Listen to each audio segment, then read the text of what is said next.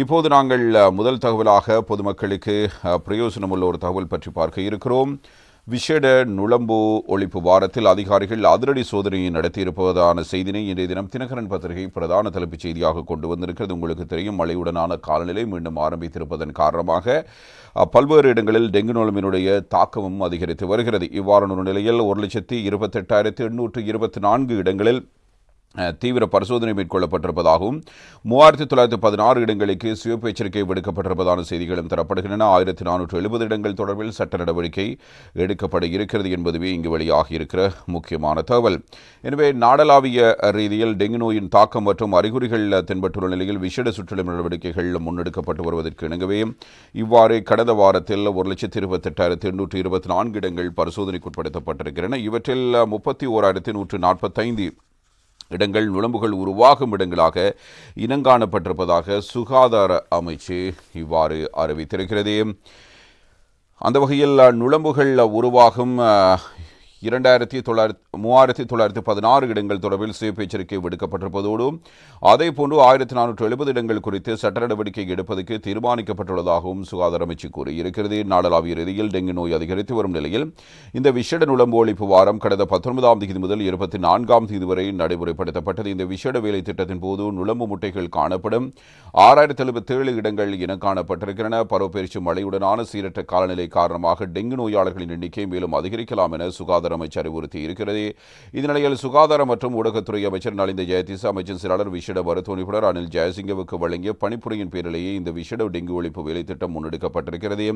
அந்த வகையில் சுகாதார மற்றும் ஊடகத்துறை அமைச்சு தேசிய டெங்கு ஒழிப்பு பிரிவு ஆகிய இணைந்து நாடளாவிய ரீதியில் 15 மாவட்டங்களில் 95 சுகாதார மருத்துவ அதிகாரிகள் பிரிவில் இந்த வேலை திட்டம் நடைமுறைப்படுத்தப்பட்டது. இந்த திட்டத்தின் கீழ் நாடளாவிய ரீதியில் 1,19,677 வீடுகள், 257 பாடசாலைகள், 304 கல்வி நிறுவனங்கள், 789 அரசு நிறுவனங்கள், 5,025 தனியார் நிறுவனங்கள், 700 நிர்மாண பணிகள் இடம்பெறும் பகுதிகள், 195 தொழிற்சாலைகள், 263 பொது இடங்கள், 514 வழிபாட்டு தலங்கள் மற்றும் 1,100 ஏனைய இடங்கள் என 1,28,824 இடங்கள் இவ்வாறு சோதனைக்குட்படுத்தப்பட்டிருக்கின்றன.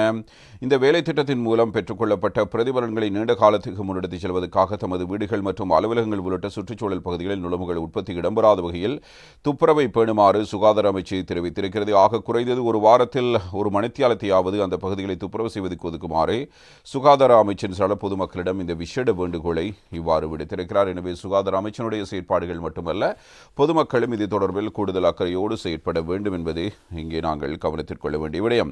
இதனிடம் மீனவர்களுக்கு விடுக்கப்பட்டிருக்கிற சிவப்பு எச்சரிக்கை குறித்தான தகவலையும் நாங்கள் பார்க்கலாம். மழையுடனான சீரற்ற காலநிலை தொடரும்.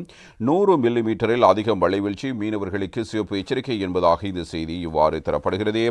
பருவப்பெயர்ச்சி மழையுடனான சீரற்ற காலநிலை மேலும் சில தினங்களுக்கு தொடரும் என வளிமண்டலவியல் திணைக்களம் இவ்வாறு தெரிவித்திருக்கிறது. வளிமண்டலவியல் திணைக்களத்தின் உயர் அதிகாரி சுகன்யா பெஸ்குவல் இது தொடர்பில் மேலதிக கருத்துக்களை வெளிப்படுத்தி இருக்கிறார். தினகரன் பத்திரிகை கொண்டு வந்திருக்கிற ஒரு முக்கியமான செய்தியாக இதனை நாங்கள் அவதானிக்கலாம். மேல் மாகாணம், சபரகோ மாகாணம் மற்றும் அதிரத்தில் தென் மாகாணத்தில் காலி, மாத்திரை போன்ற மாவட்டங்களிலும் இது தொடர்பான எச்சரிக்கை விடுக்கப்பட்டிருக்கிறது என்பதான தகவல் தரப்படுகிறது. எனவே அதே நேரத்தில் மத்திய மாகாணத்தின் கண்டி, நூரலியா மாவட்டங்களில் தற்போது நிலவும் மழையுடனான காலநிலை 29, 30, 31ஆம் தேதிகளிலும் தொடரும் என்றும் குறிப்பிட்டிருக்கிறார். மீனவர்களுக்கு விசேட அறிவுறுத்தல் வழங்கப்பட்டுள்ளதோடு சிலாபத்திலிருந்து புத்தளம் மற்றும் மன்னார் ஊடாக காங்கேசன்துறை வரை, இன்னும் காலிலிருந்து ஹம்பாந்தோட்டை ஊடாக பொத்துவில் வரையான கடற்பகுதியில் மறு அறிவித்தல் வரை கடல் பயணங்களை மேற்கொள்ள வேண்டாம் என மீனவர்களுக்கு இவ்வாறு எச்சரிக்கை விடுக்கப்பட்டிருக்கிறது என்பதான செய்திகளும் தரப்படுகின்றன. எனவே 15 மாவட்டங்களில் இவ்வாறு மழையுடனான காலநிலைக்கு பிறகு டெங்கு அபாய எச்சரிக்கையும் விடுக்கப்பட்டிருக்கிறது.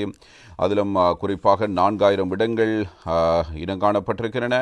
இந்த 4,000 இடங்களிலும் சிவப்பு எச்சரிக்கை விடுக்கப்பட்டிருப்பதான செய்திகளும் இதனோடு இணைந்ததாக இவ்வாறு தரப்பட்டிருக்கிறது. எனவே பிரதானமாக டெங்கு ஒழிப்பு நடவடிக்கைகள் ஒரு பக்கம் மேற்கொள்ளப்படுகிறது. அதே நேரத்தில் இந்த சுகாதார அமைச்சின் கூற்றுப்படி பெரிய அளவிலான நடவடிக்கைகள் தற்போது மேற்கொள்ளப்பட்டு வருவதான செய்திகளும் தரப்பட்டிருக்கின்றன. எனவே நுளம்புகள் பெருகக்கூடிய இடங்களை கண்டறிந்து அவற்றை அகற்றுவதற்கு தேவையான நடவடிக்கைகளும் இப்போது சுகாதார அமைச்சினூடாக